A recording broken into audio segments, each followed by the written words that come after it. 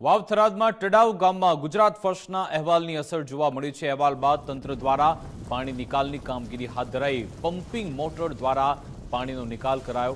તંત્ર દ્વારા વરસાદી પાણીના નિકાલની કામગીરી હાથ ધરાઈ। ગુજરાત ફર્સ્ટે ટડાવ ગામનો ગ્રાઉન્ડ ઝીરો રિપોર્ટ રજૂ કર્યો હતો। તો ગુજરાત ફર્સ્ટના અહેવાલની અસર જોવા મળી છે અને અમારી એ જ અપેક્ષા હોય છે કે અમે અહીંયા અહેવાલ દર્શાવીએ અને સ્થાનિકોની સમસ્યા દૂર થાય। એટલા માટે જ અલગ અલગ વિસ્તારમાં અમારી ટીમ પહોંચી રહી છે। વાવ થરાદના ટડાવ ગામનો અહેવાલ ગુજરાત ફર્સ્ટે દર્શાવ્યો હતો।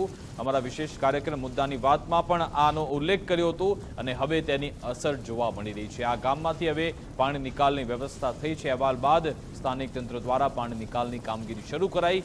પમ્પિંગ મોટર દ્વારા પાણીનો નિકાલ કરવામાં આવ્યો છે। અહીંયા કામગીરી શરૂ થતાં સ્થાનિકોએ પણ ગુજરાત ફર્સ્ટનો આભાર માન્યો હતો। તંત્ર આવી રીતે જ અલગ અલગ વિસ્તારમાં પહોંચે, જો કે હજુ પણ હરખાવાની જરૂરિયાત નથી। અનેક એવા ગામડા છે જ્યાં પાણી ભરાયેલા છે। હમણાં જે અમે અહેવાલ દર્શાવ્યો હતો કે જ્યાં વાછડા ગામમાં પાણી અહીંયા હજુ પણ ભરાયેલા છે। આ અલગ અલગ વિસ્તારોમાં તંત્રની ટીમ પહોંચે, લોકોની આ સમસ્યા દૂર કરે, એ જ અમારી આશા અપેક્ષા છે।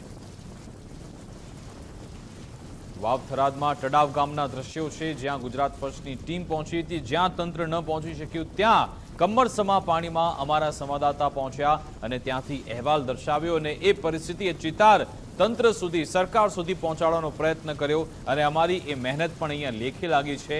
અહીંયા હવે તંત્રની ટીમ પહોંચી અને પાણી નિકાલની કામગીરી શરૂ કરવામાં આવી। પમ્પિંગ મોટર દ્વારા હવે પાણી નિકાલની કામગીરી શરૂ થઈ ચૂકી છે। અમારી સાથે સંવાદદાતા યશપાલ ફોનલાઈન પર જોડાઈ ગયા છે। યશપાલ, તમારી ગુજરાત ફર્સ્ટની ટીમ અહીંયા એમની મહેનત રંગ લાવી છે। ટડાવ ગામમાં હવે તંત્ર પહોંચ્યું છે, પાણી નિકાલની કામગીરી શરૂ કરી।